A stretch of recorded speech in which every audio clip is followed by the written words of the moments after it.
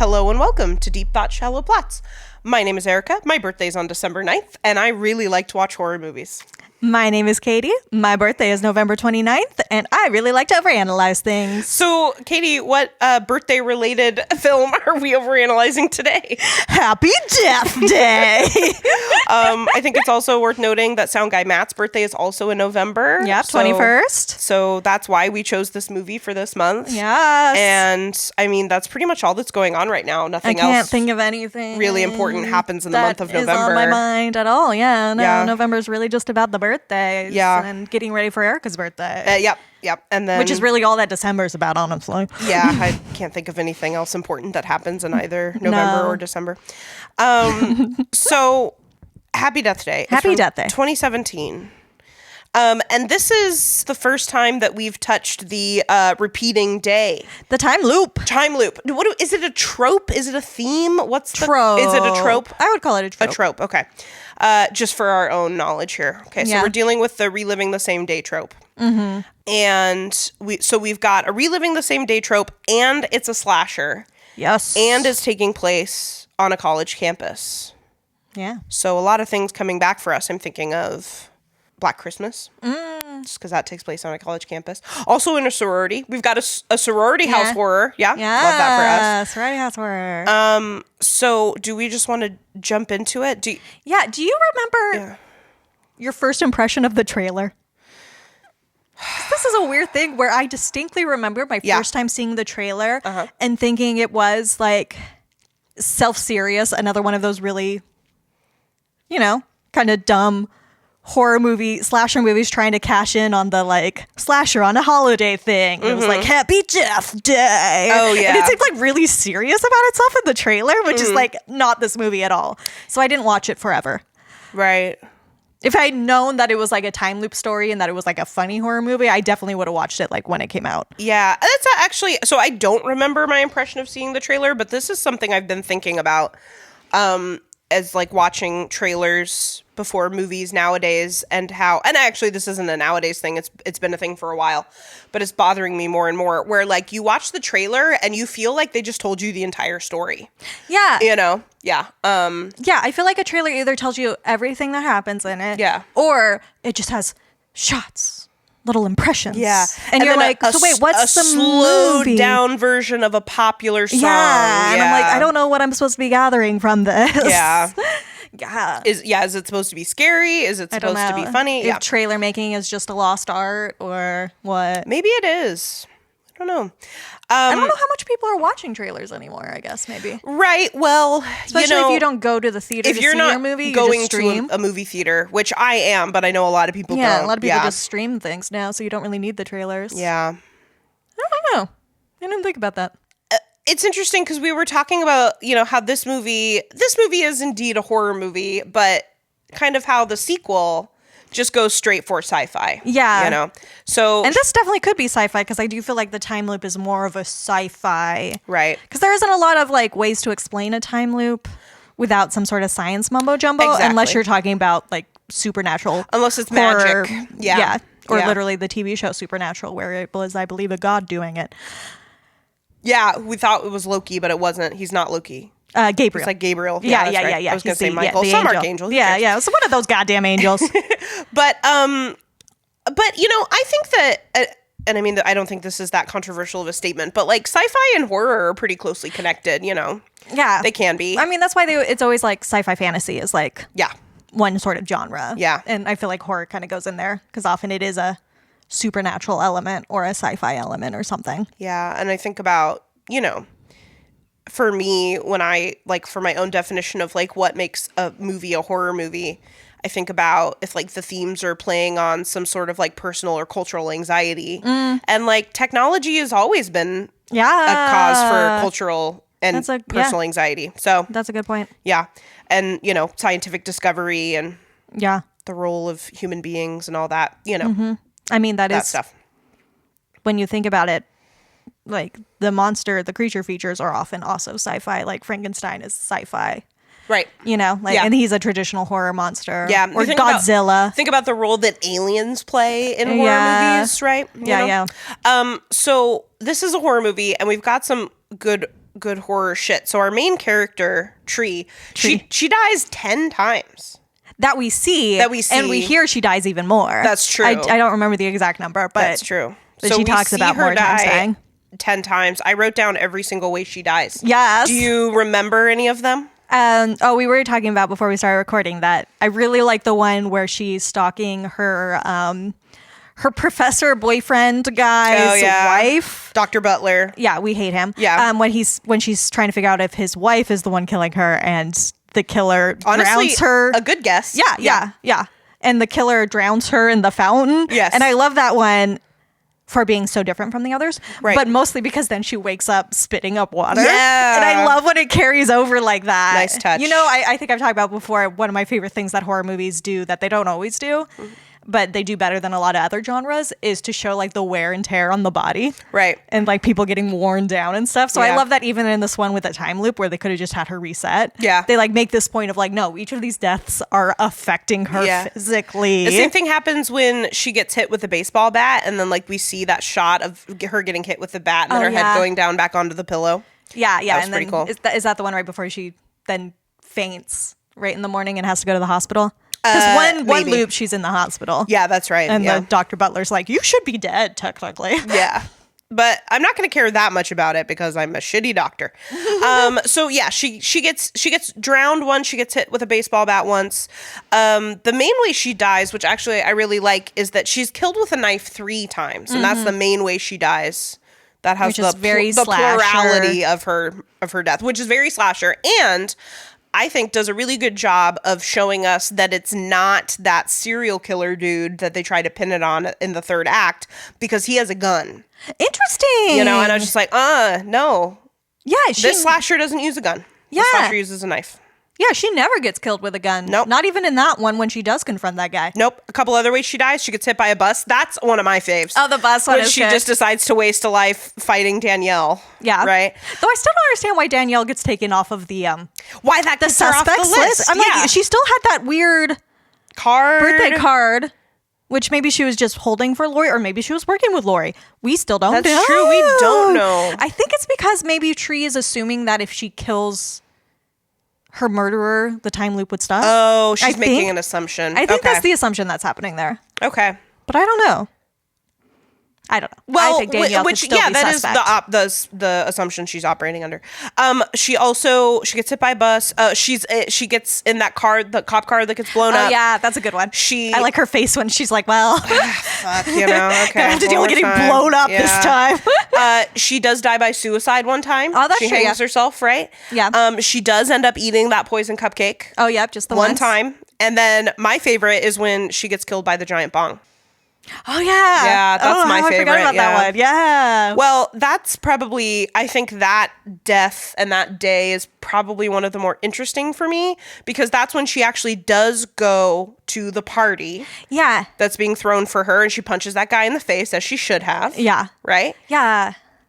And she's up in the bedroom with that guy that her sorority sister has a crush on, who I think both of them could do better. God. Yeah. And he's playing that really loud music. Oh, God. And he's making his own personal rave. Yes. And then he gets got, but Tree doesn't see that. Yeah. And I love her just being like, okay, I'm done with all of this. I'm done now, yeah. Whatever. Good job drawing a boundary, Tree. Yeah. Being like, But then that is also what is, we're going to talk about at least to me, what is the greatest horror of this film, which is Greek culture. Yes, that is definitely a point that we are going to make. The greatest horror in this film. And that's also the day where she's being attacked, where she's about to get killed, with the giant bong. And that guy comes in and sees like a masked person holding Tree down, and she's screaming and asking for help explicitly. And what does he go? He goes like, yeah, right on, or something, and then leaves. That's the true horror in this film. Yeah, no, that is the most terrifying part of this movie. And then that's the day where and then there's that massive 4 or 5 foot bong next to what was that guy's name again? God, I never even wrote it down. I did not care enough about him to ever write it down. They smashes the bong and stabs her through the mouth with it. Yeah. Great stuff. Yeah, and then she wakes up again with her mouth going so good. Yeah. Such good stuff. And also I love just in general with a time loop. The second day of a time loop is also normally the most interesting one, because it's the one where they're still sort of like, what? Weird. Deja vu. Yeah. Or I had a really vivid dream. Not like sure they're not what's really going sure. on. You know, it isn't until the third one where they're like, okay, I see. And start to actually do things. So like it's always that one's the most like surreal Was and that offsetting. her second or her third day? I think it was her second. Okay, yeah. Because she's like kind of aware enough to know to like go a different way to the party and like right, but not enough to like be afraid. Right, and she doesn't like go to that party like with another person. Yeah, she's like, I think I'm just on edge, Yeah, weird dream, feeling kind of scared. It's her birthday, and that's weird for her because it's also her mom's birthday. It's her birthday. I'm gonna answer the phone. Do you any other good horror shit for you? I do just want to mention The Mask, I guess. Oh God, yeah. I mean, we will talk about how the Bayfield Babies is the worst mascot in the entire. Ever. Like, what the fuck? Whose idea was that? I want names. Well, I want someone interestingly, fired. Tony Gardner, the guy who made the mask for Scream, makes Ghostface that mask. mask. The Ghostface mask. He made this mask. Okay. And it was either him or like the director was about to have a son, like their first child. Okay. So they like had baby on the brain. Okay. So like I guess so it was kind of a random choice. Okay. Which I find interesting because and like it goes with the alliteration of the Bayfield baby. Yeah. Right. I'm surprised it was kind of just sort of like, oh, I had babies on the brain though. Since this movie seems to be really intentional about combining like death and birth together. Right. With the, like you were just saying about how her birthday is the same day as her mom's birthday. Right. And this is dead. all happening on her birthday and like death and birth. And like the killer as a newborn kind of works with that, that memento mori sort of like, remember you will die by remembering that you were born kind of theme. I don't know. So I just want to, Interesting. Props to that. Props to Jessica Roth, our main character Tree. Yeah. For just doing so much acting with her face. That's not good horror stuff. That's just good stuff in general. I think she's flowers, just really flowers for her. Yeah. Slight acknowledgement for the writer Scott Lobdell. Okay. Just because he is a somewhat problematic figure in the comic books community. Oh, okay. But he Was he the one who decided that the theme for Marvel's Pride Month would be allies? No, actually, no. His problematic stuff comes more from like a racism perspective. He's good on the gay stuff. He wrote a bunch of the like 90s X-Men comics that are super gay. He wrote the issue of Alpha Flight where North Star comes out as gay, and it was like the first superhero to come out as gay. I don't know any of those words you just said other than gay. But yeah. Yeah, so just acknowledging him. I think it's in also, a neutral manner. You know what? I also think it's worth noting how much racism there is in queer communities. That too. Yeah, honestly. Do we want to talk about this? Well, one last thing. Characters? One more thing. Okay. The last thing about good horror stuff. Okay. Is just that I love that this is a movie where the whore dies first, but is also the final girl. She dies first and second and third. Yeah, and she fourth. dies always. Yes, yeah. And she's still the final girl, and she's the whore. Like I think Danielle doesn't call Tree a whore, but is like, you wouldn't want to be a whore. Yes. Or some sort of quote like that. Kind of holding that over her head is something she doesn't and she's want. definitely like the bitchy, hot, mean girl kind of archetype. And the kind of girl who normally dies first. But like this time she gets to like tell her side of the story, which I think is a way Tree of sort does? of... Yeah. Yeah. And like just sort of like the specter of the mean girl whore character in general gets to tell her side of the story, which I feel like is like kind of a cool way of making like, in that voyeurism sense, of making fans of slasher movies who love to watch, that character get killed first and like put on a show first, like to make them reckon with the fact that she's like an actual person. I mean, a character, but a person. But a person who has like motivations and is dealing with grief. Yeah. And not just a vehicle for voyeurism. Yeah. I completely agree. Yeah. And well, we were talking about this off mic right as we were waiting for the train to pass by.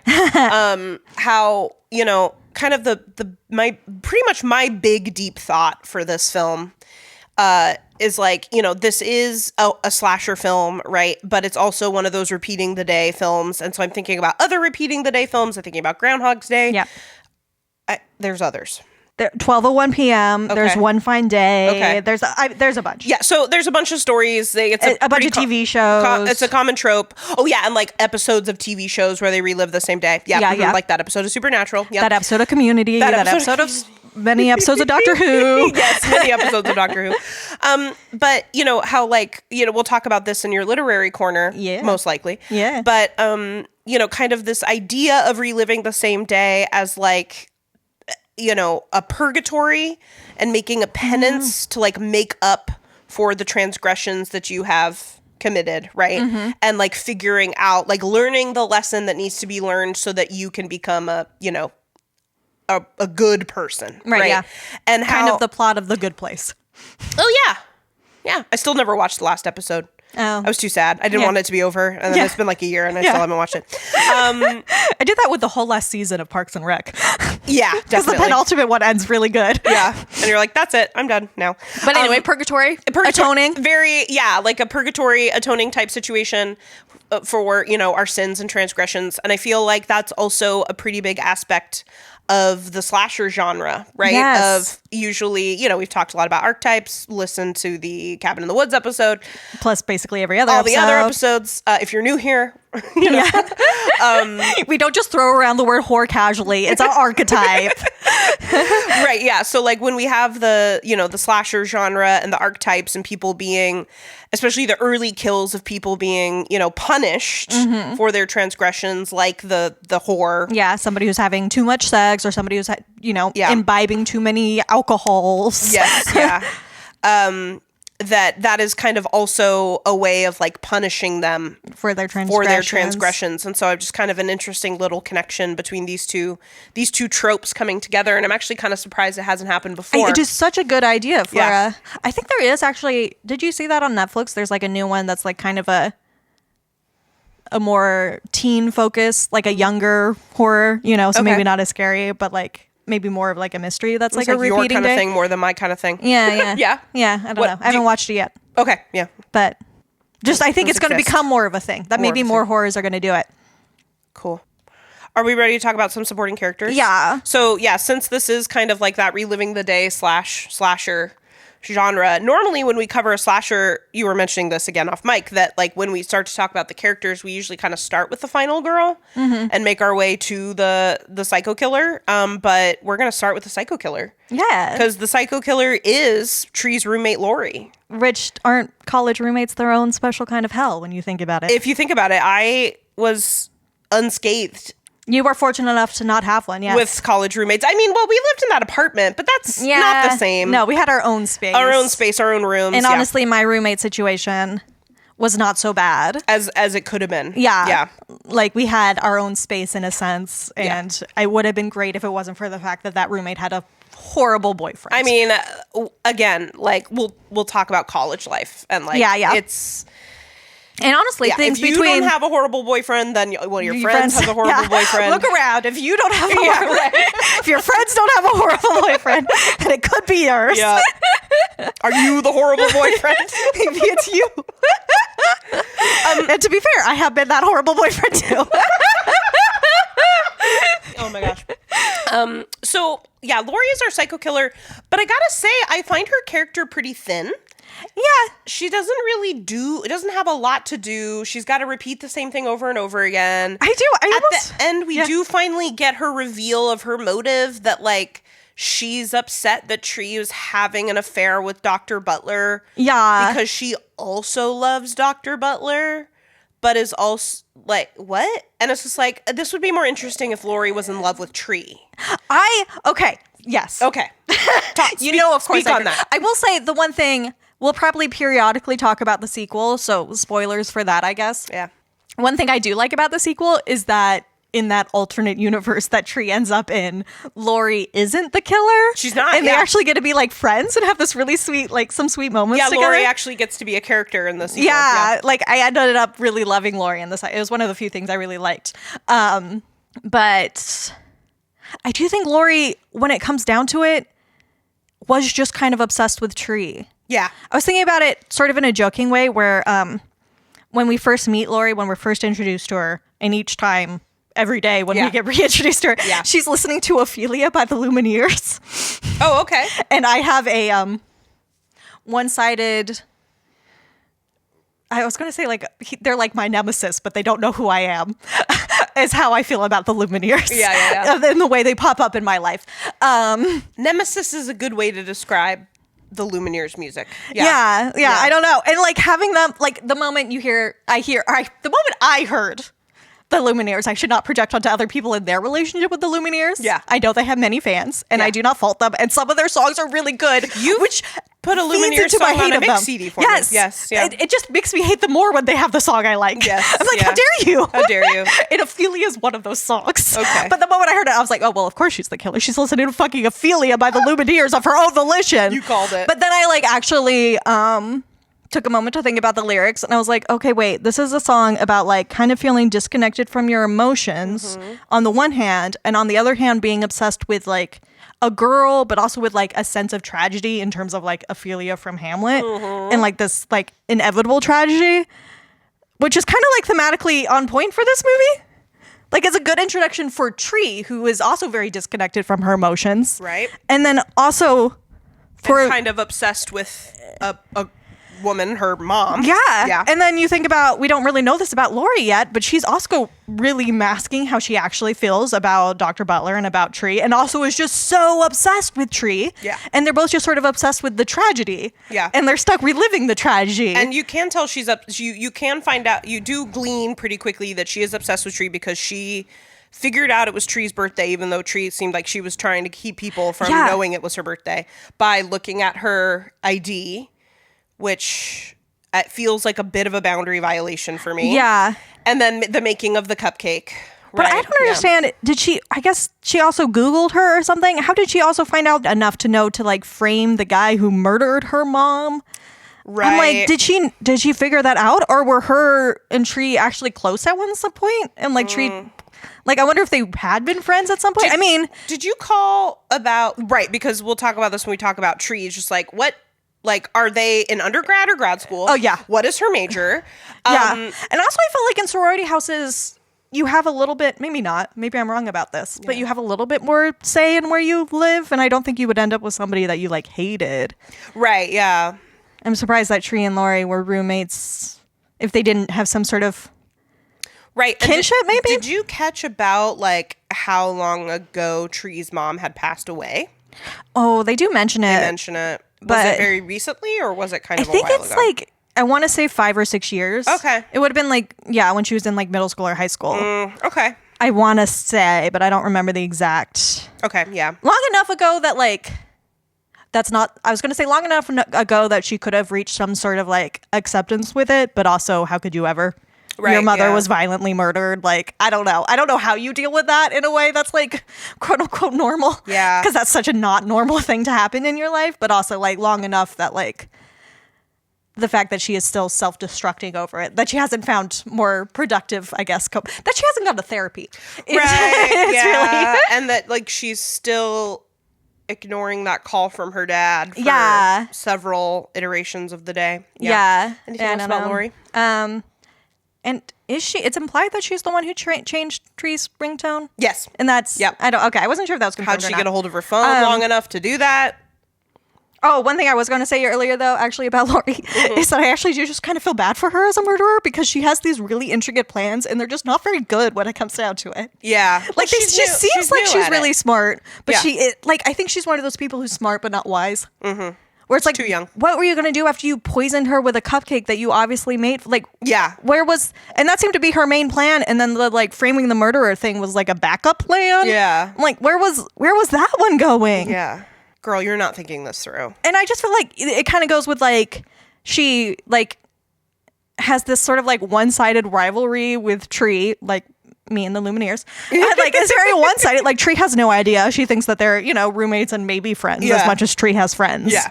And like it does seem like Tree and all of her friends are just sort of bitchy to each other. So I could see her thinking her and Laurie are friends, even though they're kind of bitchy to each other. Yes. And then also whatever relationship she has with Dr. Butler, where she feels like it's an important relationship enough to kill over, but like it's unclear that he even knows she exists. Like, are they dating? Are they dating? That they interact with each other at all. Yeah, like we have no idea. And no clue. Like, I just feel like Laurie has this way of like imagining things or like thinking that things will work out in a way that like just simply doesn't match with reality. Right. Well, it's very psycho killer, isn't it? That's true. Yeah. I think she's smart, but not wise. Yeah. And I do think another thing that I was going to say, but we keep getting sidetracked by other things. Sorry. Whew. Oh, yes. Now I remember. The thing you said about how she feels kind of thin. We don't really have like her motive. Yeah. I was thinking about like what clues there are that it is Laurie. Because when it did turn out to be Laurie at the end, I wasn't like, whoa, what a surprise. That doesn't make any sense. Like upset about it. I was like, oh, that makes sense. It does make sense, yeah. Not just because we've eliminated anybody else, and I was thinking about what clues there are. And I feel like the biggest clue is actually... Okay, well, the biggest tangible clue is that when she gets killed in the cop car, it's a birthday candle that lights up the thing, and it's like the same birthday candle as on the cupcake. That's true, yeah. Which I actually didn't notice, so the internet did. Thanks, internet. But the one that really gets, I feel like what they do more than actual like physical clues is like thematic clues. Like they make a big deal about Danielle's jealousy. Yes. And like Tree as this like, not a homewrecker, but like getting in, and like, but Tree is breaking up, well, not breaking up Dr. Butler's relationship, but, being the other woman. Yeah. And then getting away of Danielle, and Danielle's very obvious jealousy and stuff. Like, I feel like that's sort of like a thematic hint that that's what a main motive is, because that's such a big part of who Tree is. Right. Is like making these other girls jealous. Right. But really all we get is Lori sort of like admonishes her at the hospital. Like, there are going to be consequences if you keep seeing Dr. Butler. And then there's... I think Danielle says something about how Lori has a mystery man. Oh yeah, yeah. Because she wasn't at that party. Yeah, the one time in the time loop she actually goes to it. Yeah, but yeah, the clues are kind of sparse. Just like Lori herself is kind of sparse as a character. I don't know. It is interesting. Yeah, this is not really a slasher super focused on the psycho killer. Yeah, but I feel like all the characters are kind of thin. Yeah, in a weird way, even Tree is kind of thin. She really just comes down to like grief and snarkiness. Yeah. Yeah, and overcompensation. Yeah. Yeah. Which is normal with slashers. So I guess we can't really fault it. No. Do you want to talk about Carter though? Yeah. So do you want to know what the first thing I wrote down for Carter yeah, is? Yeah. A question. Was Bayfield his safety school? Oh. Because he seems, well, honestly, he just seems so much nicer than every other student we meet that goes to this school. But I wonder if that's because every other student we meet who goes to the school is a part of the Greek system. Exactly. And he is not. Like, is there a whole... Like, is the whole science department actually, like, super chill and nice? I don't know. It's crazy to me that Tree falls in love with Carter literally because he shows her, like, basic human decency. Yeah. Like, the bar is that low in her life. It's that low, yeah. Like, really, girl? That he's... Get up. Yeah, that he's... I mean, he is a cutie. Don't get me wrong. Yeah, and he is super nice. Yeah. And, yeah, he's kind of funny. And, like, yeah, sure. And then she does kind of seem aghast that, like, they did not have sex. Yeah. I'm like, really? Yeah, and he's like, I would never do that. And she's like, oh, okay. Oh, you wouldn't take advantage of me when I was drunk? That's crazy. Wow. What? Yeah, right. Clearly, we should get married. And have his babies. Yeah. Yeah. He's just like the one nice person who's like actually trying to help her. Yeah. You know? I think though, based on the second movie, they do seem to have a good science department. If his Bayfield. Yeah. Oh, that's right. Yeah, because then there's like because we do get some explanations of things that happened in the first one, like why there are those rolling power outages, and it turns out it's all because of Carter's roommate. I want to call him Alex. No, that ain't it. No, what is it? God, the fine vagina guy. Yeah, that guy. The fine vagina guy. Yeah, that guy. Yeah, that the science department is good enough that he had the resources to make a machine that was intended to slow down time but accidentally caused a time loop. Right. As one does. As one does. Yes. And of course, it's named Sisyphus, or Sissy for short. Sissy. Oh, that's cute. Because Sisyphus re-rolling that boulder up over and over again, but he was being punished for his transgressions, and like he was a full-on murderer, so that's true. I don't know. The gods might have been right in that case. So Carter is a sweetie daddy. Yeah, and that's kind of all he's got going. By far the best person in this movie. I do like, actually, kind of that by the end, there's like such a reversal of their relationship where Carter's like, he knows who Tree is and he's not expecting Tree to know what his name is, and he's clearly way more into her than she is to him. But like by the time she's relived the same day so many times with him, she's like, wait, what do you mean? Aren't I your girlfriend? No. And he's like, oh, are you? Are you? And she's like in love with him, and he's like, we kind of, I mean, we had a class together. But did they? I'm not even sure if they actually did. I think that was good. Yeah. No, he does know her somehow. Or were they just talking for that? Were they just at a party together? And they just started, party? I have no idea. I have no idea. But they didn't show us that. But it's interesting that by the end, she's super into him. Yeah. And he's into her too, but literally it's like they've had one day together for him. But for Tree it's been however many September 19th or 18th. I don't know. The point is she's a Virgo. She's a Virgo. Yeah. She's a Virgo, which as we all know is a mental illness. Yeah. In the DSM-5. Being a Virgo. Virgo and eldest daughter. Yeah. That's all I have to say about Carter. Yeah, I don't have much else to say. He just exists. And also, he's a good love interest. He is, yeah. And you don't get a lot of good love interests in slashers. Yeah, because he's cute and nice. Yeah. So, like, what else do you need, really? Yeah. And he could have turned out to be the killer, and he didn't, so that's good. He could have been, yeah. Another person who could have been the killer and actually ends up being in the sequel. Oh, yeah. Is Dr. Butler. Yeah. Because he does suck. He does suck so hard. And he is a predator because he is having affairs with at least one, if not two, of his students. Women who are also his students. Yeah. Like who he explicitly tells her when she drops his class, well, don't think you can just skate by in my class anymore. As if to say that he was letting her skate by. Because of their relationship. And like, why is she even taking, what is her major? What is Tree's major? Is she, I mean, obviously, is she interested in the medical field? Lori is interested in the medical field. Yeah. That is clear. Maybe she just took a class because Lori was taking one and then met the guy. I could see that. I took some classes just to be with friends. Yeah, but because I needed a credit. And you need the credit, yeah. And you're like, sure, I'll do that just with you. But then she also works at the hospital in a Lori position does. where Yeah. Oh, you're talking about Tree. Yeah. Tree took the class because Lori was maybe. Yeah. Just because she needed a science credit, and she's like, Lori will help me get by it. Maybe. Yeah, figure it out, or maybe I'll just have an affair with the professor and that. Yeah, mostly though, Dr. Butler just sucks, and there's not much more to say about it. It did make me think of Back to Cabin in the Woods again. Mm-hmm. How that starts with our final girl in that one getting over an affair with her professor. Oh my gosh, you're so right. Yeah. I always forget about that part because they just kind of mention it at the beginning and then it's not really a thing. I never forget about it because it's so not virgin behavior. Yeah, right, yeah. Well, and then they address that in Sigourney Weaver's character is like, we work with what we have. Yeah. And here it's not virgin behavior. She is, but it is still final girl behavior, apparently. So yeah, the other thing that stands out to me about Dr. Butler is literally just this one small part. I think it's in that second time loop where Tree knows enough this time to lock his office door because the wife's about to come in. Mrs. Butler's about to come in. Yeah. And like when Tree is walking out, you can kind of tell that Mrs. Butler is sort of like, why was this student in your office with the door locked? That's kind of weird. And Dr. Butler, Tree says something weird because she's in a time loop. Yeah. She's going through it.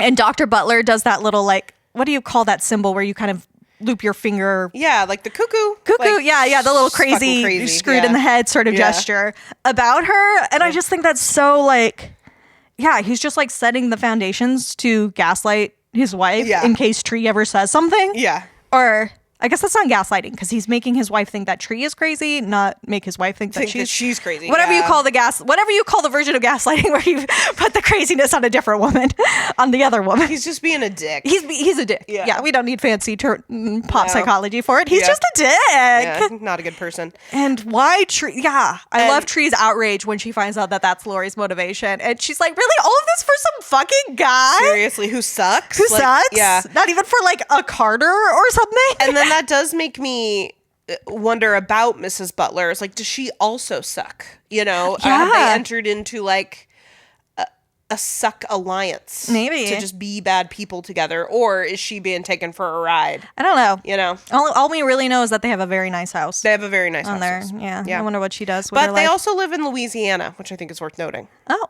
is that where they are? That is where this takes place, in Louisiana. Okay. Okay. Or at least the cop car, when she gets pulled over, they have Louisiana plates. And it says Louisiana. Yeah, fucking cops. Yeah. That's an interesting scene where she, in one particular time loop, when she's in the hospital, she gets out of the hospital. And I love in horror movies, they make it seem so easy to just leave a hospital. Yeah. Yeah. Though, to be fair, I want to say at this point, people are dying in this hospital and getting murdered and stuff. It's the classic horror movie hospital where it's like dark. One doctor works there. Yeah. One nurse, and it's just dark and there's no patients. And you can just run and scream and nobody will come for you. Nothing. Yeah, there isn't constant activity. Yep.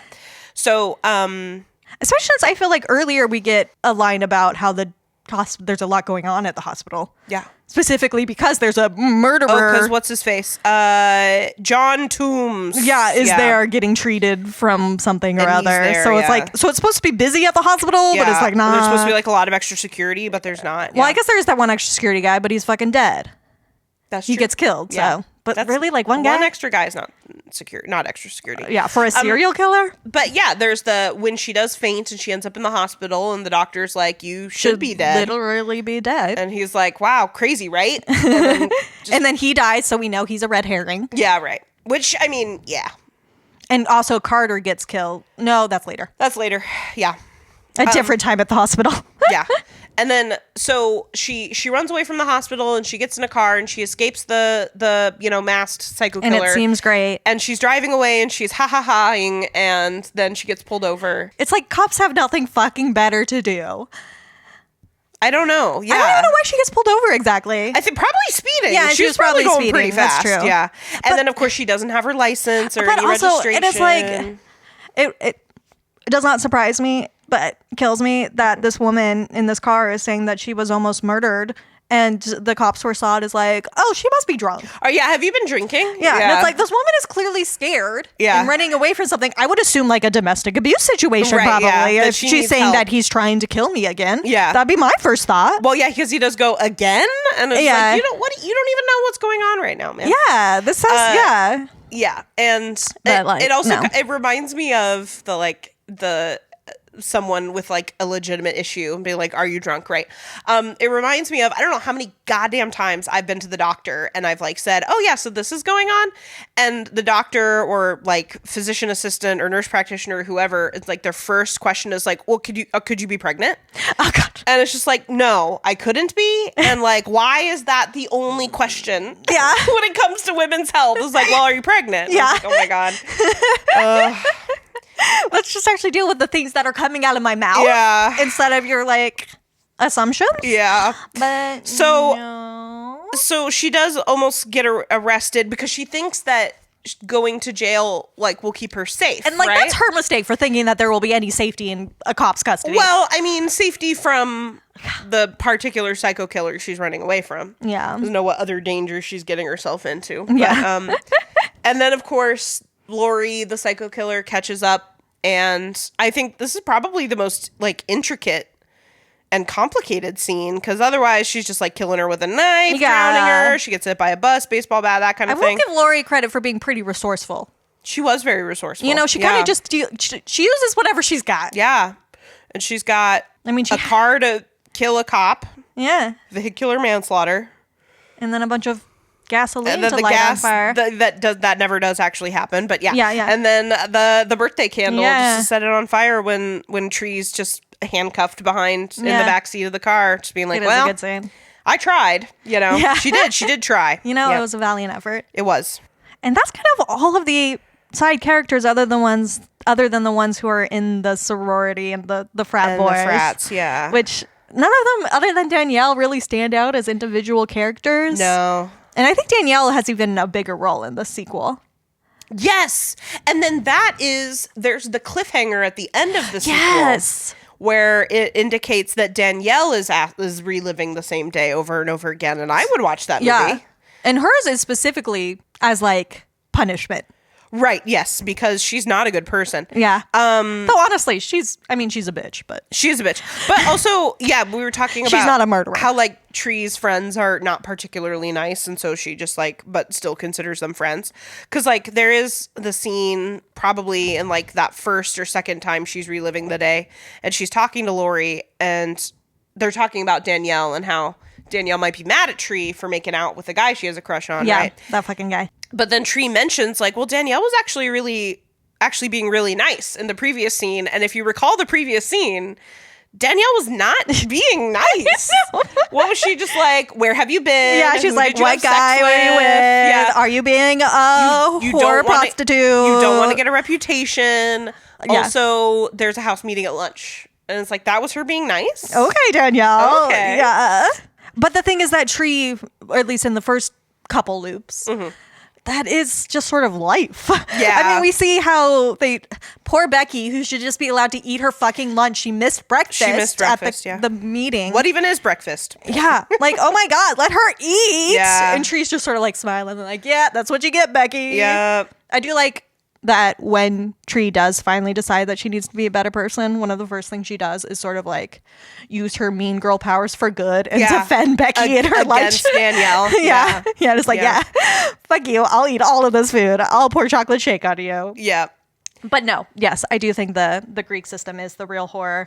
It is. I love that they're kind of explicit about it in that second loop we were talking about, where we get that classic like psycho killer shot where we're sort of looking at his prey through his eyes, yes, like we're stalking them, but it's like arguably just her friends watching her like approach for the surprise party because they're getting ready to surprise her. Yes. And like, of course the frat guy is dressed up in the same costume as the killer. The baby, yeah. Like, of course he is, because like symbolically speaking, the whole Greek system is the monster. Yeah. They're what's doing harm to Tree and what's like and causing her to do harm to other people. And what's like making do we even her get the name of that girl in the sorority who's just sitting on the steps, just listening to music, just having a nice time? And she's just a polite, like smile and waving at Tree, and like a few times Tree gives her like the ugh and rolls her eyes. Like, I'm like, what's she ever done to you? She seems like a nice girl. Yeah. I love in the final loop that not to mention what they do to Becky. Yeah, I love that in the final loop we see that girl and Becky in the background. Becoming friends. Yeah, like comforting each other because she has to watch Lori get pushed out the window. That's true. That's fucked up, man. Yeah. And that is what ends up actually happening. Is that the permanent thing? That's the permanent thing. Yeah, because we get that live? last scene with Danielle talking about to the news and getting mad at the girl with the headphones for like crying too loudly or whatever. She's like, I'm on the notes. This is her moment. Yes, and it's being taken from her. Yeah. Oh, and she has some stupid reason for thinking that. Well, of course, Lori was the murderer. I forget what it was. Because she ate cupcakes, right? Oh yeah, because she made Danielle has some issues with disordered eating. For sure. Yeah. She gives Lori a hard time for thinking a cupcake would work as a murderer. Like, of course we wouldn't eat cupcakes. What are they? I forget. Deltas? No. Kappa.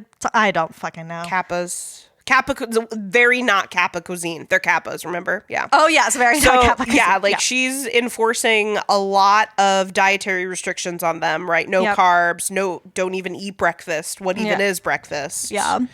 Yeah. And then we have, the frat boys on the other side who are actively dressed up as the murderer. Yes. Actively. It is worth. I totally know what you're saying, but they do not know there is a murderer. Yeah. But it is quite symbolic that they are also the murderer. It's the frat boy who sees her getting attacked and is like, "Whoops, my bad." He is aligned with the murderer, even if he doesn't think that's what he's doing. Yes, yeah, he is at least aligned with rape culture. Yes, he is. So contributing to the society where this behavior is acceptable. Yeah, the society where. This is why when in the very first loop where she first gets killed, she sees the guy. Oh, I thought you were talking about the super creepy Hummel figurine. That's what I'm trying to get at. Yes. That she sees that and immediately assumes that it's like some sort of prank. That her quote unquote friends are playing on her. Yeah, and it's like your friends are doing this creepy ass shit. And it turns out, they would, because that's kind of what they do. They actually have planned at her party is jumping at her in the mascot mask. And then it's interesting the way that the party reacts to Tree punching the guy who does that to her, because they're like, whoa. But and then they Danielle, kind of like it. They kind of like it. Yeah. They're not sure how to react until Danielle says, that's why you don't fuck with a Kappa bitch. Yeah. And then they're all like, okay, Kappa bitch. And it's like, also don't do that. Yeah. And then the guy's just like, oh, you punched me. It's like, you jumped at her, it was dark and creepy. Yeah. And then you jumped at her. Obviously you don't understand what it's like to be a woman on a co-ed college campus. Yeah. I mean, and you can see that so much. I mean, sort of, I guess, moving on to Tree now. Yeah, let's do it. Yeah. You can kind of see that after the creepy little music box where she starts to realize that some guy in the mascot mask is following her. Well, it's not a guy, but she assumes it's a guy because you would. You would, yeah. And I don't know. There's just something about how she immediately assumes she can get away with using her traditional sorority girl, bitchy mean girl stuff to like defend herself. Yeah. She's like, oh, I've dealt with this shit before. Yeah. I'm just going to be like, what? Do you need something? You think this is funny? Yeah. She says something about like, you should try it with the girls at the other sorority. They're into cosplay. Yeah. Like she thinks she could just use her normal shit. Yeah. But like her she normal can't, defense that doesn't mechanisms. like save her. Yeah. And like, I don't know. It's interesting because that is also sort of like, not to victim blame, but like, that behavior is why she's sort of targeted and killed. Right, yeah. The fact that she like doesn't really care about other people and is sort of like, I guess, is careless with how she treats people. Right, yeah. That's a good way to put it. That she's like a cruel like she's not a kind roommate. No. In that first loop when she gets the cupcake, she like throws it on the floor. Throws it away. Yeah, she makes a couple comments about too many carbs. Yeah, and she like just like fucking gets rid of it. And yeah. Lori's like, I made that. Yeah. But then it's also like, Lori, how did you just make one singular cupcake? A single cupcake? You made one cupcake? With one cupcake's worth of frosting, which, by the way, there's too much frosting on that cupcake. The cake to frosting ratio is way off. Yeah. I can tell that Lori is not a culinary arts major. Well, yeah. She's just trying to murder a bitch, so. But I do think it's interesting that we do choose Tree as our main character when, like, there are so many awful people to choose from. Yeah. Like, we've got Danielle, we've got any given frat boy, you know. We've got Dr. Butler. Yeah. But I guess maybe it has to be a character who is that sort of bitchy, mean girl archetype. Like, not so much, I mean, she is sort of combined with the whore archetype as the mean girl often can be, like Tatum from Scream. Like they can R.I.P. go Tatum hand in from hand. Scream. Yeah. But like she's definitely more on the mean girl side than the whore side, I feel like. What was that in the I Know What You Did Last Summer episode where you talked about the YA archetypes? Oh yeah. Is Mean Girl one of them? I don't remember. I'm sorry. Yeah, there's like kind of the popular girl one, who often, okay. But yeah, this is kind of what I'm getting at. Yeah. Where it's like she's part of that set, but there's something inside of her that like kind of knows, that kind of has a certain amount of, like a heart of, a bitch with a heart of gold. Got it, yeah. That kind of thing where it's like she could improve over time. She's going through some stuff right now. Whereas some of these other characters maybe were never going to change. And I mean, Dr. Butler's had a lot of time to change. That's true. He's a grown-ass adult. He's a man with an MD. Yeah. Yeah, and he's fucking around with these college people who are either undergrads or grads. It's unclear. It's unclear. So yeah, I think maybe that's why she's the main character. Because it's sort of like circumstances have made her this way, but it's not like as drilled as innate or something. Mm-hmm. Whereas like Danielle, maybe it would take a lot more to get Danielle to change. Mm-hmm. Though I think there's room for Danielle to change. We see her in the alternate universe in the sequel where she's just a drama major. I love that for her so much. I know. Yeah. It's a better life for her. Yeah. And she's the one dating Carter. Oh, yes. And that's also, that kind of makes me think of the movie Mean Girls, where in the end Regina George starts channeling her meanness through physical activity and lacrosse, right? Yeah, and she's like really good at it. Yeah, right? you find another place for it. Yeah. Yeah, it is interesting that Tree is like the focus. If this story is to like, the point of the story is to focus on like understanding what the consequences are for what I call antisocial behavior. I think that's kind of what Tree is doing. Like she's not like, it is antisocial. She's not like really focusing on other people. Yeah. She's quite rude to other people. She just doesn't care what other people. Yeah. Yeah. And then I posed a question to myself and I don't have the answer for it. Maybe you have some thoughts though. Which is like, for Tree, is she like these awful people that she is surrounded by, right? Like, is she attracting them, or like, is she just living in the culture that is breeding this antisocial behavior? I mean, I do wonder how much of Tree's behavior is a little bit like, without being intentionally or like consciously this way, a little bit of like self-harm or self-destruction. Self-destruction, yeah, for maybe. sure. Yeah, that she's choosing to be in this kind of more cruel, uncaring culture. Maybe because like, that's how she feels the world is at this point after everything that happened with her mom. Yeah, like maybe there's an aspect of like self-preservation to it, but it's a misplaced idea. Yeah, because she feels like at this point that she can't afford to care about people. So she just is really careless with how she treats people instead. Including her own father. Yeah. Who also lost his wife. Yeah. Yeah. Yeah, that actually still really gets me when I watch this movie, is that like she goes through 10 to 20 iterations of this day, and like only once does she answer the call from her dad. Yeah. It's like, wow, it really tells us how you feel about your dad. Yeah, and she doesn't even on the first morning where she wakes up after she, kills herself so that she can restart the day and save Carter. Yeah.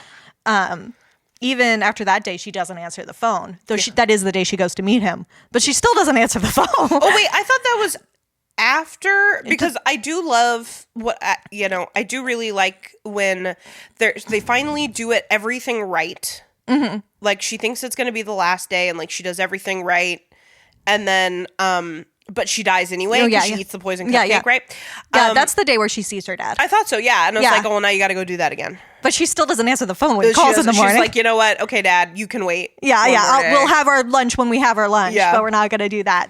No, the only time she answers the phone is in the final one where she does kill Lori, and her dad calls to be like, oh my God, are you okay? Yeah. That's the one that she answers to be like, yes, I am okay, Dad. Yeah, I will see you later. Which is actually a really sweet scene. Because even though she doesn't have that confrontation with her dad, because that was on the previous loop, it does seem like she still got to say what she needed to say. Yeah, and now she knows how to feel. I do feel like that's like the truest glimpse we get of Tree, because she is, even to us as the viewers, a very guarded character. Yeah.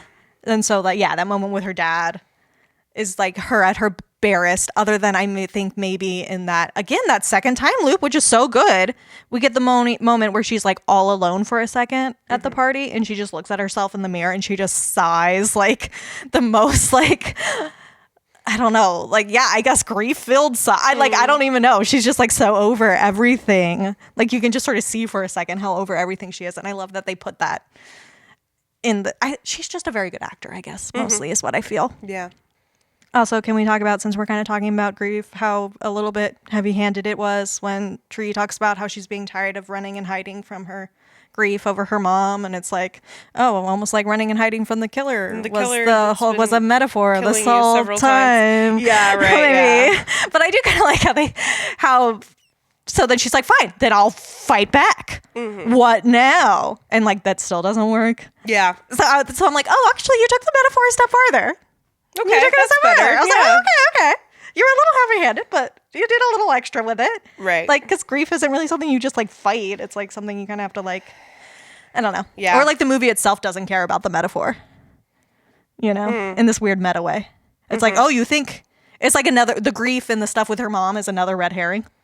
That's not really why she's doing the time loop. That's true. It's because of science fiction. Yeah, it has nothing to do with Tree. She just was in the wrong place, or the right place, I guess, since it saves her life. But and then, of course, they bring that back in the sequel, right? Yeah. Because she's tempted to stay in a reality where her mom is still alive. Yeah. And Carter does kind of, bring to her attention that, the grief she's experienced and grown through due to her mom's death has like kind of made her the person she is. And so going back to a reality where none of that happened kind of makes her not her.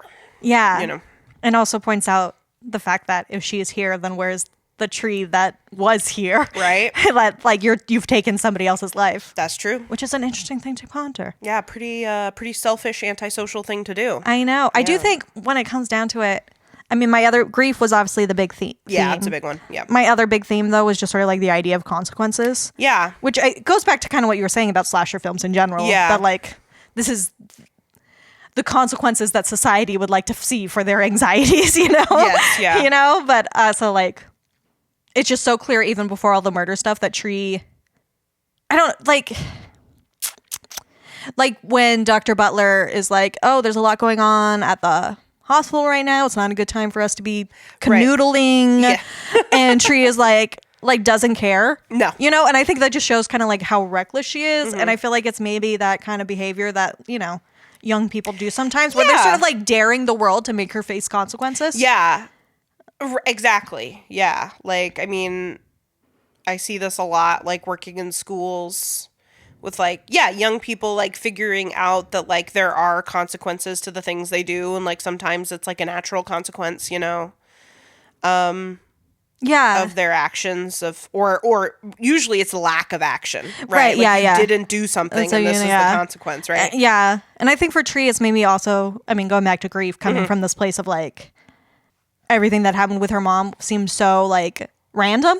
Like, why did this guy murder her mom? Yeah, like what are because the of her odds? appearance or something? Like, why was he likes blonde women? Yeah, like it was completely random. So like she probably feels like she's living in a world without like reasonable consequences or like a sense of order to it. Right. Yeah. And so I could see her sort of daring the world to show her that like cause and effect actually does exist and does matter. Yeah. You know, like when she decides to be good and like quote unquote be a better person and like save Carter. Yeah. Part of that is because she wants to like make her mom proud or whatever, because she previously talked to Carter about that. But I also think it's sort of like she can trust the consequences of her actions to then restart the day. Like she's starting to have faith in the world in this weird way of like, I can do things and like my actions do affect other people. Yeah. I guess she's like finally getting that as like a good thing. Yeah. And that like, and that again, she has power that she can use for good, right? Yeah. Like we haven't talked about Tim yet.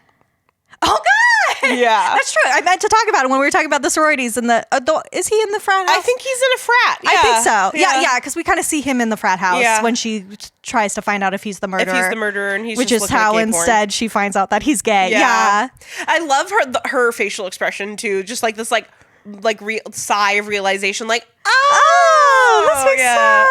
Okay, and like totally changes. And on her day when she's being like a good person, and she's just like, Tim, we really got to talk. You're not actually interested in me. Yeah, you're not interested just in be women. yourself. We'll all support you. Blah, blah, blah. Love is love. Love is love, yeah. I think she tells him to go get a fine piece of man ass. Yeah. And then immediately when she realizes that day did not work out how she thought it would. Yeah. And she didn't save the day or whatever. She has to do it one more time. And she's just like, you are gay. I love it. It's interesting though how like when she's operating under the assumption that Tim is heterosexual, she's like so over him. She's just like, leave me alone. Like we went on one date, you for a reason. That good, Oh God, she makes some sort of penis joke. Oh yeah, she's like, who takes their date to Subway? Yeah, it's not like you have a foot long. Yeah. And it's like, okay, girl. Yeah. I don't know if that was necessary. Interesting. Yeah, like that was kind of mean. But they do a lot of body shaming in the sororities. They really do, just how she communicates. Interesting the way that the way her attitude towards Tim adjusts once she finds out that he's not straight. Yeah. She's just like, she has a certain expectation and a way that she deals with heterosexual men. Yeah. That is kind of like that bigger part of like the guard that she puts up. Yeah. Like what did you say? A bitch with a heart of gold? Yeah. Because she does care. She's just like, has made herself stop feeling for so long because she thinks she lives in a world without consequences. Like, I don't think she's had to face any consequences for her actions. Right. And I mean, Tim's probably not the first guy that she's just sort of ghosted and like she just went on with her life. And again, like being part of like the Greek system, I'm sure she's seen a ton of shit. Yeah. That was uncool, but ended up with no natural consequence. So it's interesting that the world decides to give her something where it's like, on the one hand, nothing she does has consequences because the day keeps restarting. But on the other hand, it all does have consequences because each time she dies, like she actually does feel it and it is starting to wear on her and she can only do it so many times. There's an impact, And also like the only way she gets through it is by realizing that she actually does have to care about other people and like listen and try to protect people. And like it's only when she actually listens to Lori and like thinks about Lori. I don't think she gives Lori a single thought until that last loop. Yeah. When she realizes that she ate the cupcake. And that's why she died. Yeah.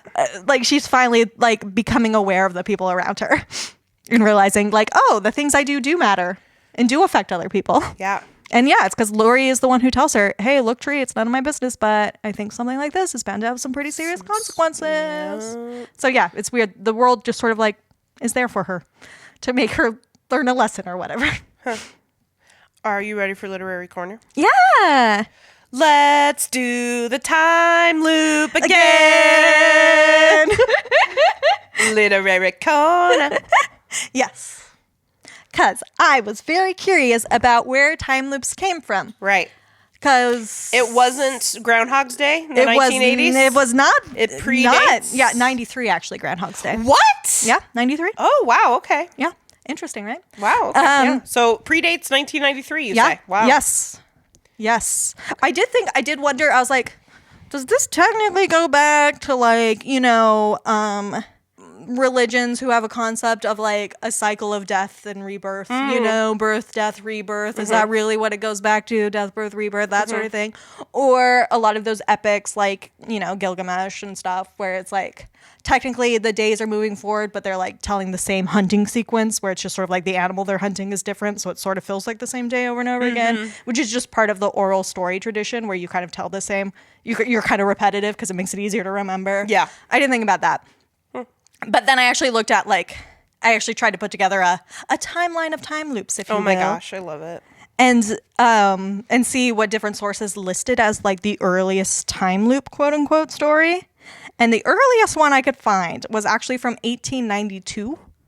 1892, almost 101 years before Groundhog Day with Bill Murray. Yeah. But there's a big asterisk by this one. Oh, okay, so it's called Christmas Every Day by William Dean Howell. This is a time period when there were a lot of Christmas stories. Of course. But I just don't think it technically is a time loop story because the time is still passing. It's just that like people are forced to treat every day as if it was Christmas. If it's Christmas. Oh. But it still is like, okay, March 30. I almost said March 33rd. What? That's not a day. March 30th. It's still Christmas. It's still Christmas.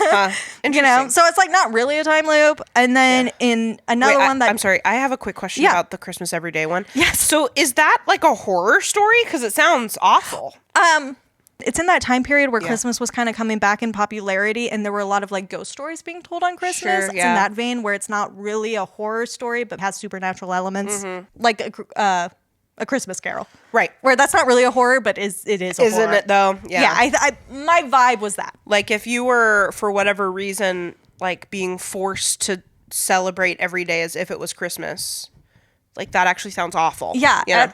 Even if you're somebody who loves Christmas, like at first it could be fun, but then once it's June, you're kind of like okay, yeah, we get it. Anyway, well, and that's another one that was listed that I also didn't feel like was quite a time loop from 1904. Okay. Using the pseudonym Lieutenant Backsight Forethought. Okay. This British Army officer guy named Sir Ernest Dunlop Swinton wrote this kind of short book called The Defense of Duffer's Drift, which is some great alliteration. It is, yeah. And it is sort of about this like particular skirmish during the Boer War that's happening over and over again. But it's like this guy is like dreaming it to like kind of come up with the perfect tactic. And so he's like trying different tactics until he gets the right one. But it's like a dream, not really a time loop. Okay. So I don't know if that one counts. That's kind of reminding me of in that Avengers movie where Doctor Strange has to like meditate and figure out all the different ways. It's kind of that vibe. Yeah. Another one that I feel like doesn't quite fit is in 1915, there was a Russian kind of philosopher and writer named P.D. Ouspensky who wrote The Strange Life of Ivan Olskin. Okay. And this is a novel about a man who realizes that he has memories of his life. And so he's like reliving his life for a second time, or like he has memories of his life. And so he's like trying to change the mistakes he made in the past. But he kind of realizes he can't because like so many of the things he did were just sort of like automatic reactions. You know, and it's like hard to control your automatic reactions. And it's sort of like the point. Your instincts, yeah. Yeah. And so like he can't really break the quote unquote mechanical nature of his choices. But again, it's just like this one sequence. So it's not really a loop. And it's like it's his whole life. Okay, yeah. You know? Yeah. So I don't really count that one either. I think where we actually get time loops isn't until there's a story in 1932 and then a story in 1941 who have similar plots. I'll start with the 1932 one. Okay. Anthony Armstrong wrote a series of like quote unquote fairy tales for adults. Okay. Which included The Prince's Birthday Present, which is definitely more like fairy tale than sci-fi time loop vibes, you know?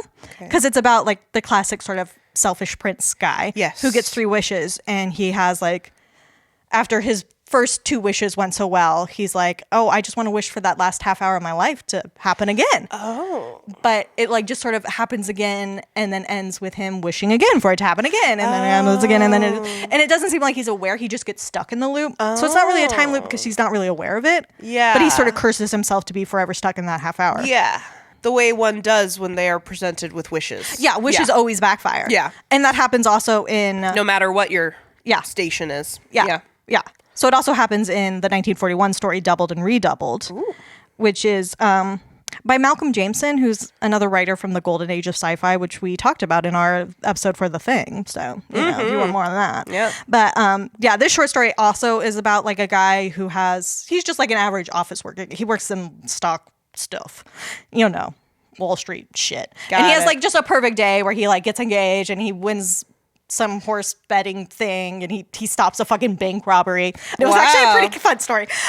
This is a good day. Yeah. But then he like is confused because then his day, like all the things that happened the previous day don't seem to like he bought all this cool clothes with his winning and where all his cool clothes go. And like, his new office door doesn't have his name on it. And he realizes that he's repeating he's got to do it all again. Yeah. And that he keeps reliving his perfect day and he can't figure out what happens until instead of it being a sci-fi thing, he goes to a sorcerer. Of course, obviously. Yeah. And it does kind of have sci-fi because in the 40s there was that sort of like, you know, that's kind of spiritualism and then the psychometry, getting into like the psychology and like where psychoanalysis. Yeah, and like having the spiritual elements of it and sort of like, you know, people trying to look at the supernatural through science. Yeah. You know, so it does kind of have more sciencey look to it, but it still goes to see a sorcerer. Yeah. And it turns out it's because the last thing he did on his perfect day was he gave $5 to this beggar woman. Okay. And it turns out like a good deed. It was a good deed. Yeah.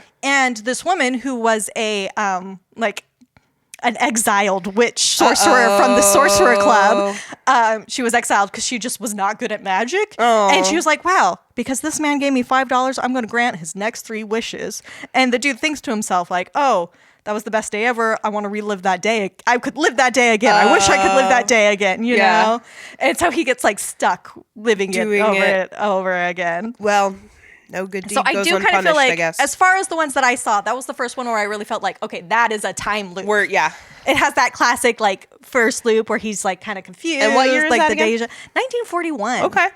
Then it starts to pick up. Yeah. In 73, that's when Richard A. Lupoff, who's like another big sci-fi writer. Other writers like, hey, this is a good idea. Yeah, he wrote 12:01 p.m., which is just like an hour being lived over and over again. Okay. And I do kind of like this one because it's never explained why the time loop. There's like a part where he's like, oh, I'm going to contact this scientist who knows about like time distortions. Yeah. He has a theory about this. But like the story ends with him like, dying of a heart attack, but then the loop still happens. And it's just sort of left without an ending. Wow. And so it gets made into an Academy Award nominated short film in 1990, and then like a made-for-TV movie in 93. Okay. Same as Groundhog Day. Okay. Yeah. Keep that in mind too. And then like in 1981, there was Leon Arden published One Fine Day, which is also just sort of like an average guy stuck repeating the same day over and over again. I pointed out just because it sounds like it has a Satanic Panic angle to it because it came out in 81. Of course. Yeah, it's like I think the secretary that he's having an affair with, like her mom is involved in a satanic cult or something. Yeah. But basically, like in the 80s and 90s and even early 2000s, that's just sort of like we keep having novels, but also we start to have films. And like the tropes sort of start to settle into itself of being like just sort of this average guy who's maybe kind of not the best person, stuck living the same day. Like that starts to become the trope. And it's also when we start to get the TV episodes. Right. Like Star Trek Next Gen has one in 92. Sci-fi. Yep. There's a bunch of Doctor Who episodes that I think go back to the Fourth Doctor, which would have been in like the 70s and 80s. And then by 1993, Groundhog Day premieres. And that somehow is why the trope becomes, I don't know. It really breaks through. Yeah, I don't know why. It's the magic of Bill Murray, man. Yeah, I guess. I think that might be it. It was like the first big name attached to one of these things. Yeah. Because technically the Star Trek Next Gen episode came out before the Doctor Who episode came out before, but these were all kind of like niche sci-fi things for nerds. Yeah, Groundhog Day was not for nerds. Yeah, it was like a comedy and like Bill Murray and kind of more serious. By then, Bill Murray had been around for quite a while. He had like built up, a pretty big fan base with Saturday Night Live, and with all that, he was making a ton of movies at the time. It's the early 90s. And it's it becomes like the one that all other like TV show episodes and other movies reference when they realize it's a time loop. They're like, oh, it's a Groundhog's Day situation. Even this movie at the very end. And she's like, what? Groundhog's Day? With Bill Murray? I don't. Sorry. I don't. Which, love that. honestly, me too, girl. I haven't seen it either. I love that twist. I actually did watch it once a few years ago. And it was okay. Yeah. But that's the thing. I was telling you about this. Like, it's actually like a pretty sad film. Yeah. Like, Bill Murray's character is obviously in an incredible amount of distress that he does not know why he's reliving the same day, and he doesn't know how to stop it. Yeah. And it actually does like get pretty tragic where like there's at least a few days where like he's trying to kill himself in an effort to get the day to stop repeating. And like it's actually like pretty intense, not really the kind of thing that we would have been, you know, aware of as a culture in the early 90s, but it's like this is actually pretty fucked up for being played as a comedy, you know. That was kind of what I was left thinking about after I sort of looked at after I did a meta-analysis of all of the time loop stories that I could find information about, and the ones that I've seen in like TV shows and stuff, that I was just sort of left thinking about how time loops often revolve around death. Yeah. Not just, you know, Happy Death Day obviously makes a big deal about it, but like death is often a reset button. Like there's lots of stories where either, the person needs to stop themselves from dying, or they try to die to get out of it, or like at one point in the time loop they die and the day still keeps going. Yeah. Or there are actually a few of them. There was like another short story about this man who needs to save his, you know, fiance or whatever, his love interest from dying. And like there are other ones where the time loop is actually reset each time somebody else dies. And the supernatural one. Yeah. Sam keeps reliving the day where Dean dies. Yeah. And I has to listen to that Asia song. Yes. Heat of the moment, right? I don't remember. Okay, anyway. I should remember, but I don't. I know that they get, what is it, pigs in a poke? Something. Yeah. I don't know. So I found it interesting that it's often about death, or other times it's that it's resetting at a certain time. Like 12:01 p.m. always starts. Yeah, it always goes to 1 and then it goes back to 12:01. So it's like our main characters are either literally fighting against death or fighting against time. And really, what's the difference? Yeah. Like, death comes for us all. Time is unceasing. Yeah. And so, like, in a weird way, it's like, are these stories actually like kind of a wish fulfillment thing? Even though the protagonist is always really frustrated. It's often a story about cheating death or getting to redo time and do everything better again this time. Yeah. You know? Like trying to get it perfect this time. Yeah. Not that perfect exists. Right. Really, even in these stories. And often getting things exactly right isn't the key to solving the time loop, but that is something that tends to happen. Yeah. That the protagonist gets the opportunity to, especially we see it with Tree, it's such a big deal that she learns and she like grows as a person. Yeah. And, like chooses to change. She has that line about how like, oh, I have it right here if you want me to say it. Is it the one about she can't change the past? Yeah. Yeah, she says, I can't change what I've done, but I can start trying to be a better person today. Yeah, and I feel like that's the whole movie in one sentence. Yeah, and I feel like that's a thesis of a lot of time loop stories. Yeah. Isn't that kind of what Groundhog Day, Bill Murray kind of has to learn to be a better person too? Stop being such a dick to the people around him. Yeah. And like trying things through trial and error, like what makes time loops sort of like unique, I guess, is that it allows people to learn through trial and error in this very like stark way.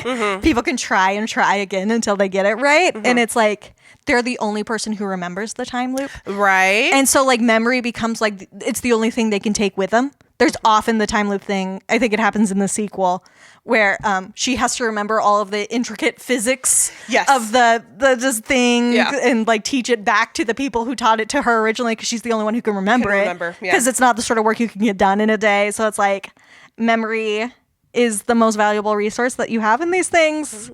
And that just, again, made me think about the grief of it all and how that becomes such a good metaphor for grief, the time loop, because it's like memories are kind of all you have in those moments of grief. Yeah. And at some point they can be what's holding you in place, you know, and like making it hard for you to move on. But also it's like, once you can start to accept it, they're the thing that kind of carry you through, that you still have those memories with you. Yeah.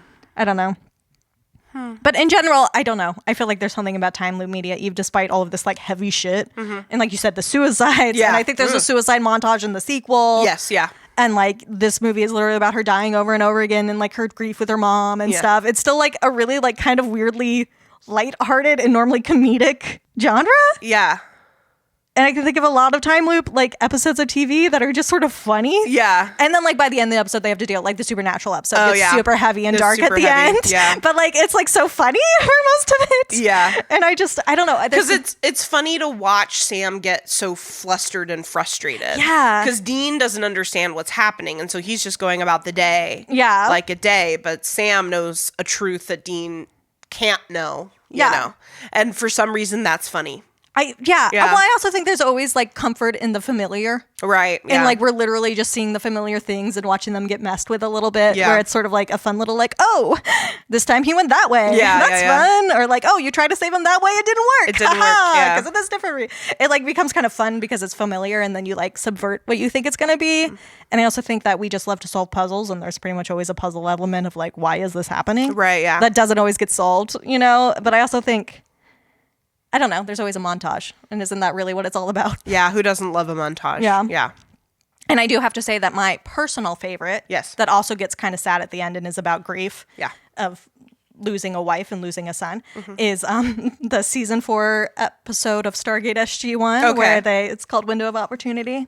And it's from 2000. So kind of in that big era when it's happening. And it's my absolute favorite one, but that just happens to be how I feel about it. What do you think? You love SG-1. Yeah.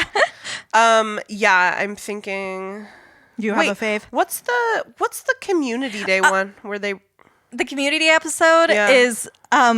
they get kind of wild with... You know, they always find a way to do something tropey. Yeah. It's the one where Abed is technically imagining all the different days because there's like... The pizza gets delivered. Oh, well, and they're like, who's going to go down? Different timelines, though. Well, but it's technically all in Abed's head. Yeah. It's not real. Right. But yeah, he rolls a dice and he imagines each day going again, but with like a different person leaving. Yeah. But like the same things happen to the people who stay behind. Like Bretta starts singing Roxanne. And like Troy finds the gun in Annie's purse and like, you know, all those things. And like, yeah, some of the days end up way worse than the others, you know? It's one of the best episodes of Community. It is a good episode, yeah.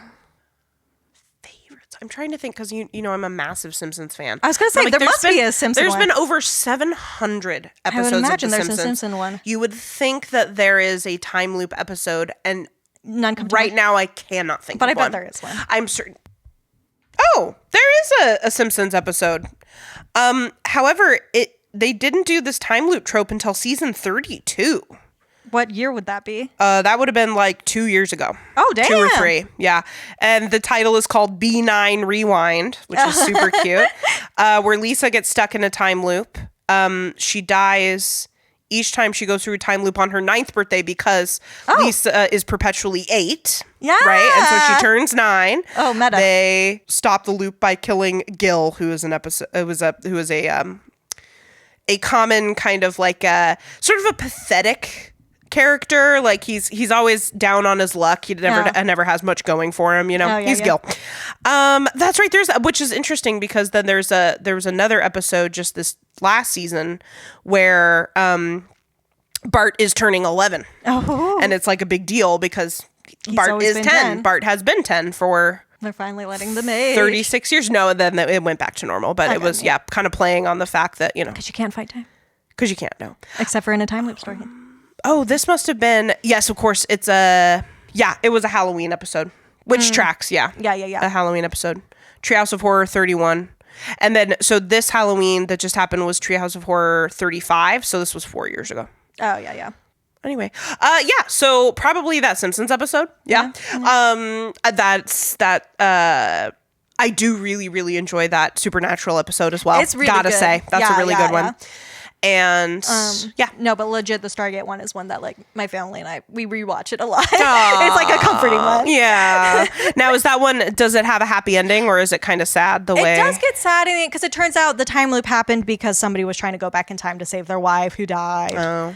You know, but what I like about it is that it's Jack and Teal'c are stuck in the time loop. It's not just one person; it's two people together. That's nice. And it's not like the two science smart people, right? You know, it's the two people who are used to being kind of more of the brute force people. Yeah. And they have to like figure it out. And like they do the same thing where they have to memorize all of not the science mumbo jumbo, but the translation of the text to understand what the machine is doing. And like, and it's great. And it's. What I do have a lot of feelings about is the fact that their mascot's a baby. Yeah, can we talk about the Bayfield babies? Yeah, I don't get it. We talked about it a bit at the beginning, and now we are going to time loop back to the beginning of our episode to talk more about this. So what we know about this college is that it's kind of just a generic college campus. Yeah. In Louisiana, at least that's what the license plates say. It's obviously sports are important. Yeah, it's because just kind they of have this mascot. That's a big deal. Like a generic, massive public university, probably called Bayfield. And their mascot is the baby. And what was the name of the designer, the guy who designed the mask?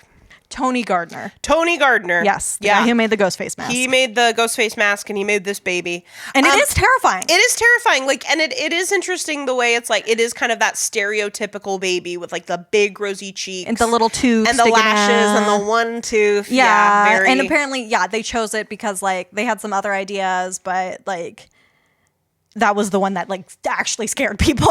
People looked at it and were like, yeah. Because it's creepy. Because it's creepy. So, like, yay, good on them for, like, a horror movie mask. Yes. Bad on them for what college what has college the would do this? Like, what? So, you think your football team out there being like, babies, babies. And it is funny because, like, why is their mascot a baby? And, like, does it have to, we do have this theme of, like, death and birth and rebirth and so stuff. It works for the movie. Yeah, and like it's because it has to do with her birthday. Yeah. Like it all goes together very well for the movie. But it's dumb and stupid. But when you think about it as a mascot, it's like, what the fuck? So I wrote down for a game we're gonna come up with an infinitely better mascot name than which the Bayfield could be babies. literally anything. But this is the thing. What I do enjoy about the Bayfield babies is the alliteration. Yeah. Right? The Bayfield, like that. It's not even an alliteration. It's the same first syllable. Yeah. Right? Yeah. So I went with that as my inspiration for coming up with a new one. So I have a serious one and I have two silly ones. Okay. Like in all seriousness, they could be the Bayfield Butchers. Ooh, that's a good one. That's good. That like inspires a little bit more fear. Yeah. A little more tough. I was thinking of like animal ones. You could be like the Bayfield Bengals. For sure. Something like that. Though that's already, I think, a sports team, right? I mean, yeah, but who cares? Yeah, your college team is different. Yeah, like it's... But they're definitely, I mean, just the Bayfield Bears. Like, the Bears would be... The Bayfield Black Bears. Just like brown bears. Just keep going with the B. Who cares? Yeah, like you would have been fine. Yeah. Again, going with the bee theme, I have the Bayfield blueberry bushes. No, see, my first one, the first one I got that I am sticking by is the Bayfield bay leaves. Oh, yeah, the bay leaves, yeah. And I think a bay leaf would be a really cute little mascot. It actually would be. Like a giant leaf. Yeah. Just sort of popping around. Not good as a serial killer mask. No, but great as a mascot. Yeah, you could be like, hey, man, add me to your soups and your casseroles. Yeah. And I'll add some flavor. Always at the party. But and don't start without me. But also very overpowering on your own. Yes. Yeah. Not the best mascot, but better than the babies. Better than a fucking baby. And then I also thought, this is just ridiculous. I also thought about the Bayfield brunch havers. Or brunch eaters, maybe. The Bayfield brunchers. Brunchers, yeah. Bayfield brunchers. Yeah. If like, I don't know. The know. Bayfield brunch bunch. Bayfield became a... You know how there are historically black colleges and universities? If it was like a historically gay college or university, like that would be Tim's lasting effect on the college. They become the Bayfield brunchers. Yeah, I love that. But like, I mean, really, Bengals, Bears, those are great ones. The Bayfield Butchers would have been good, and it would have worked as like the scary mascot, right? Yeah. Though also any sort of animal would probably have worked just as well. True. And like, I mean, they're in Louisiana, so they could have been like the Bayfield Pelicans. I know they could, really... if we move away from the alliteration, you could have done something. Which is hard. Something, There's a lot in Louisiana you could have done. Yeah. And like, we live in a town where we have the ducks, which is not the best mascot. It's not super scary.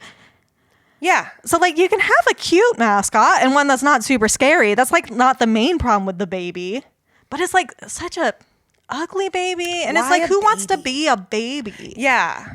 Like ducks are kind of cool. You could have the little quack sounds and stuff. Like, what do you do with the babies? Shake little rattles for your team? I don't...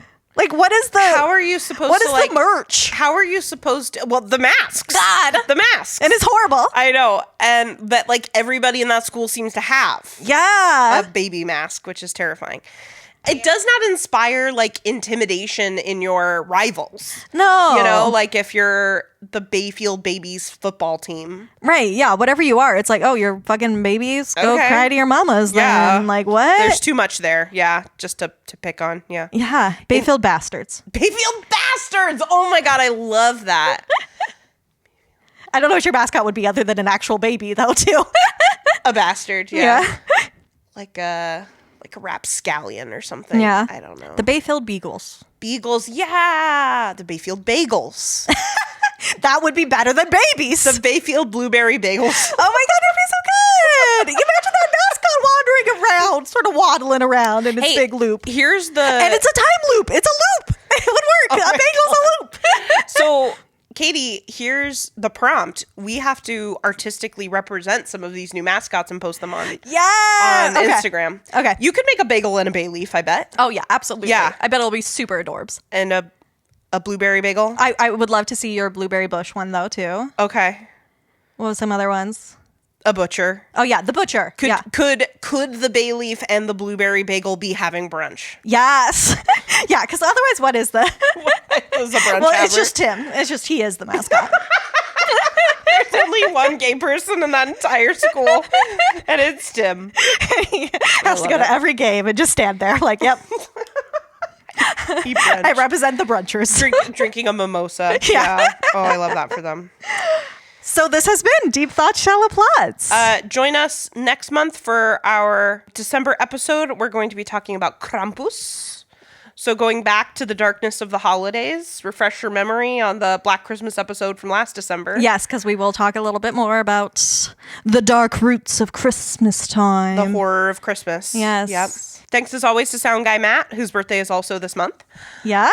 This is a Scorpio and Sag only event. Yeah, sorry. Well, we just did mention briefly the tree is a Virgo. Yes, tree is a Virgo. Yeah. So, sorry. I'm a Virgo moon. So, I'm sorry. My condolences. It's true. Yeah. No, that's the right response. Yeah. That's the right response. Yep. There is an Instagram that we have that will probably have some mascot drawings up on it. I like that idea. Hopefully you guys followed me and my 31 for 31. Yes. At Deep Thought Shallow Plots on Instagram. Our YouTube is slowly getting our episodes up on it. And until next time, oh, hey, you're up.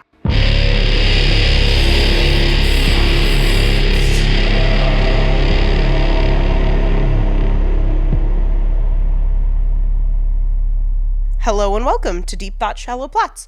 My name is Erika. My birthday's on December 9th, and I really like to watch horror movies. My name is Katy. My birthday is November 29th, and I really like to overanalyze things. So, Katy, what birthday-related film are we overanalyzing today? Happy Death Day! I think it's also worth noting that Sound Guy Matt's birthday is also in November. Yeah, 21st. So that's why we chose this movie for this month. Yes. And, I mean, that's pretty much all that's going on.